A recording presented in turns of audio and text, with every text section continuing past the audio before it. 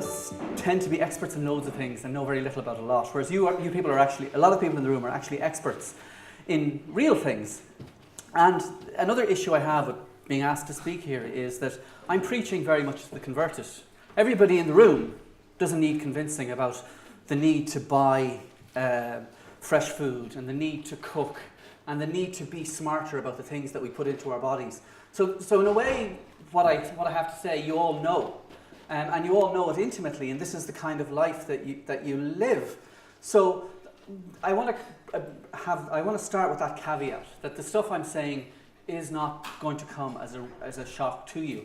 And in fact, some of the stuff that I'm going to talk about, you probably have referred to in the previous session.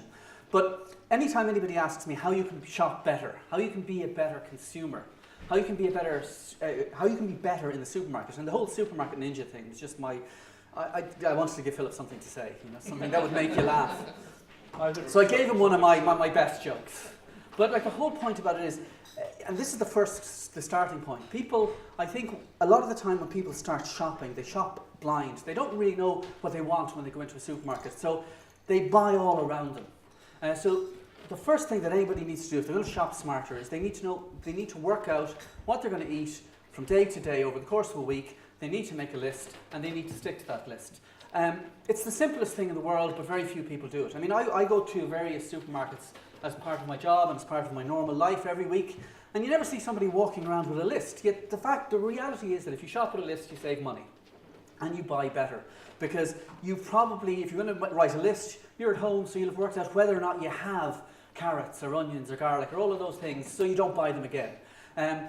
That's the first commandment. Make a list and stick to the list. The second commandment, and this is one that you have to stick to originally, never buy bagged salad. Bagged salad is the devil's food. And I say that because, and this is one of those do as I say, not as I do things, because I'm terrible for it.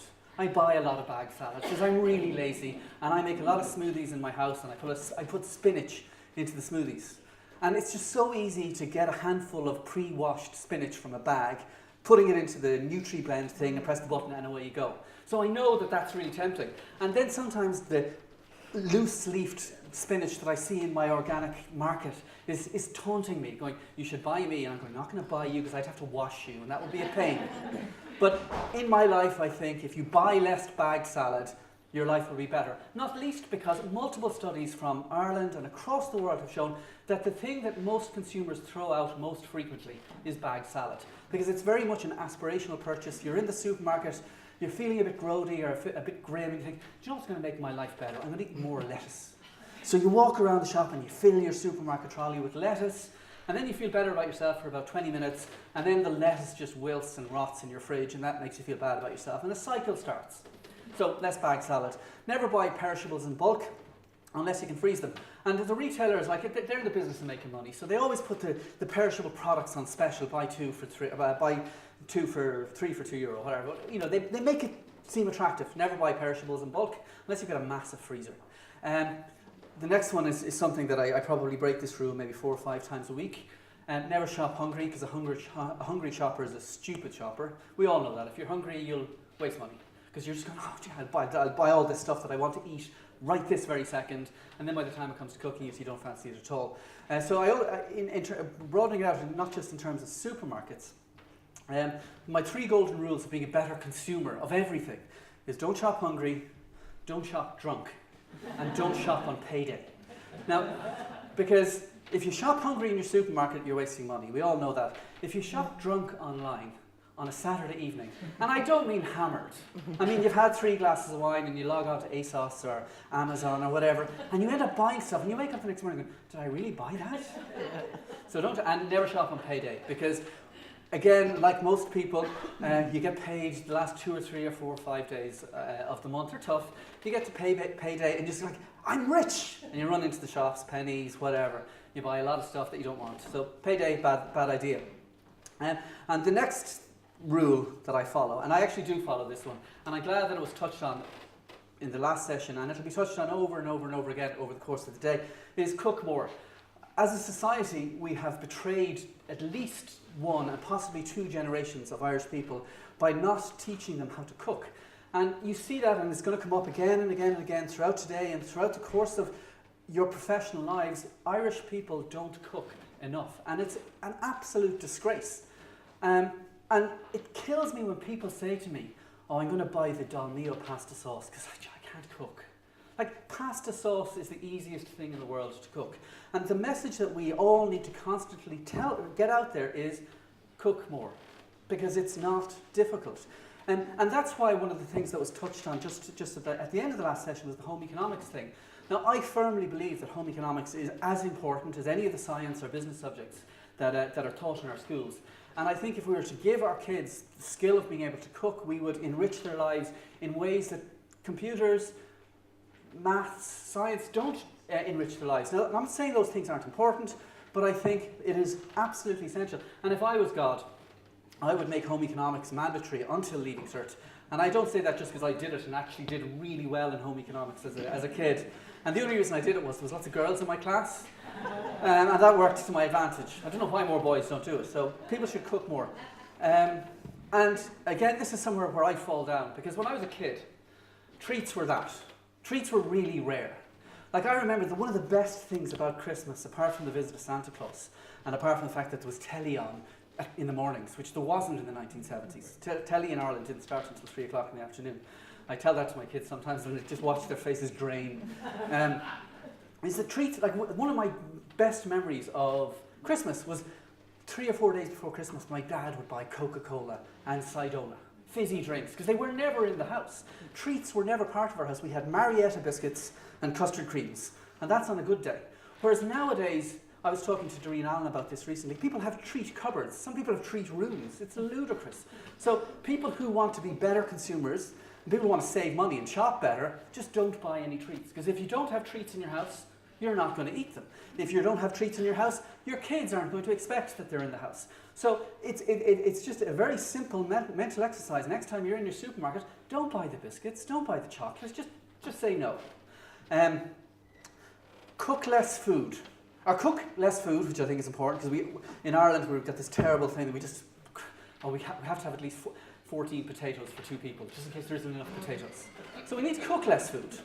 But also, and somebody gave me this tip once, and I said that's just nonsense, but it actually works. If we serve our food in communal bowls, we have less waste. Now, everyone knows the stats about, we throw out €700 worth of food that we buy in this country, and a third of everything that we buy goes in the bin. But if you put your food in communal serving bowls, a weird mental thing happens to all of us.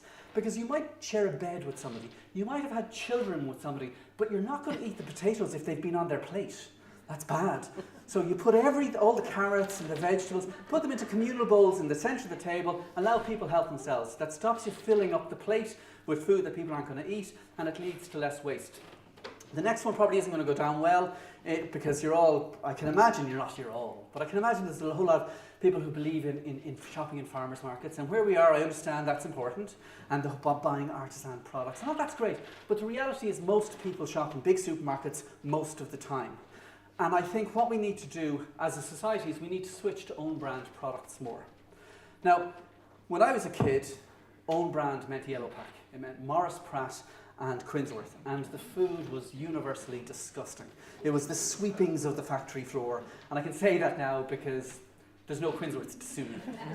But it was terrible, and it gave own brand a really bad reputation. And then when Lidl and Aldi came to town in the late 1990s, nobody bought own brand. I think in 2002, 2003, less than 8% of the Irish shopping trolley was made up of own brand products. Now compare that to Germany, where 70% of the average shopping trolley is made up of own brand products.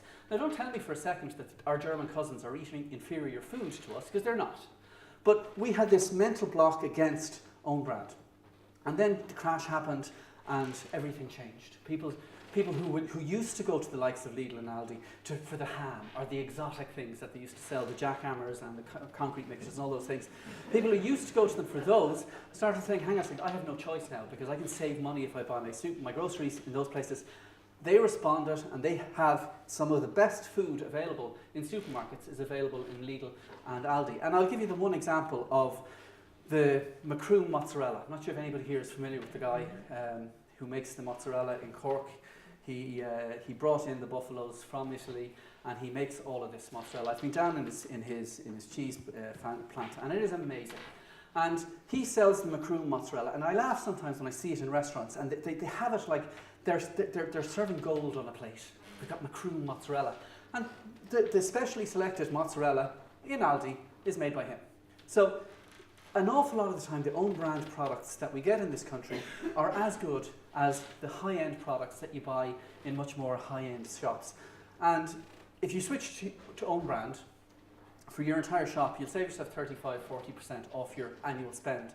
And when you consider that outside of a mortgage, the single biggest thing that people spend money on is food, that's a massive spend. Your local butcher is your friend.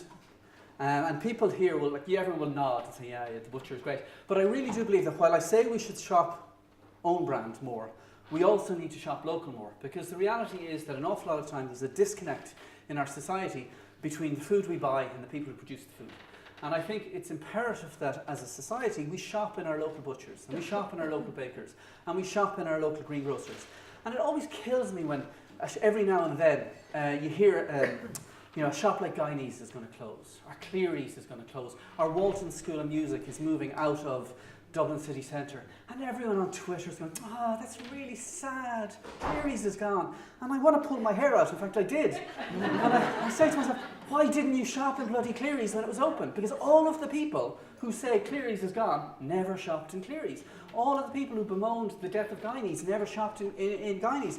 And all of the people who will be sad when your local butchers or your local greengrocers closes, they'll never have shopped in those places. But that's one reason why. There's a moral imperative that we shop in those places. Another reason is that they are simply better experiences. One of the things that I always say to people, cheap cuts of meat are great. And everyone in the room probably knows that. Cheap cuts of meat are the business. If you want to make a stew and you use shin of beef, you'll get a much better beef stew than if you use round steak. And it's way cheaper. But the problem is, the first time I did that, I bought a shin of beef and I was like Hannibal Lecter.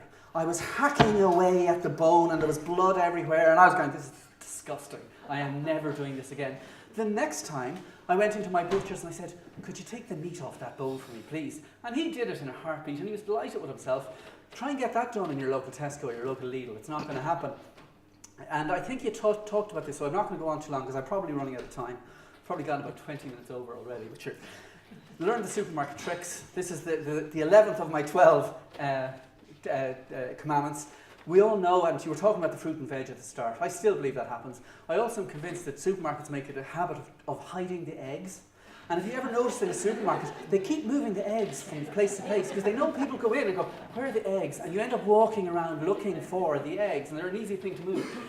But the other things that they started doing, and you see this all the time, shopping trolleys are getting much bigger. And the reason why shopping trolleys have got way bigger in our big supermarkets is because we're like Pavlov's dog. And we look at the shopping trolley, and if it's really big and we've put in our regular amount of shopping, we think, there's not very much in there, I better put more in. So the bigger the trolley, the more people put into the trolleys. You all know that obviously that premium brands are at eye level and all the junk food is at eye level because we're too lazy shoppers to look up and down or reach up to the sky to pick out something else. I like the sneaky trick. Conveyor belts are always much longer nowadays. And if you notice this in your local Aldi or Lidl, the conveyor belts are really long. Because psychologically, we think that once we get to the conveyor belt, our shopping is over and we're done and we're delighted with ourselves. There could be 4 other people with stuff on the conveyor belt. It's so long, but we still think that we're at the end of the queue. And obviously, you know that the booze and the chocolate are always at the end of the shop, always. And that's because they're the treat products. And once we've put all the fruit and vegetables and the milk and the eggs that we found, once we've put all that stuff in the basket, we think, I'm going to reward myself with some booze and some chocolate. And that's what consumers do. That's it. It's an almost instinctive response. So here's the final tip. Next time you're in a big supermarket, do the thing that they hate you to do. Go in through the door and go straight to the booze and chocolate aisle. And push your trolley the wrong way through the supermarket. And I guarantee you that apart from being an extremely discomforting experience, you'll spend less money because you're not going to put all the treats in your trolley because A, you'd only have alcohol in your trolley for about 90 seconds, and you'd be very conscious of the fact that people would say, Jesus, they've got a real problem. And you're not going to put the sweets and the biscuits in your trolley, and then by the time you get to the good aisles, you've got a very empty trolley, and you then start putting all the wholesome products in. So that's in slightly over 10 minutes, my 12 commandments on how to be supermarket ninja. That's me done.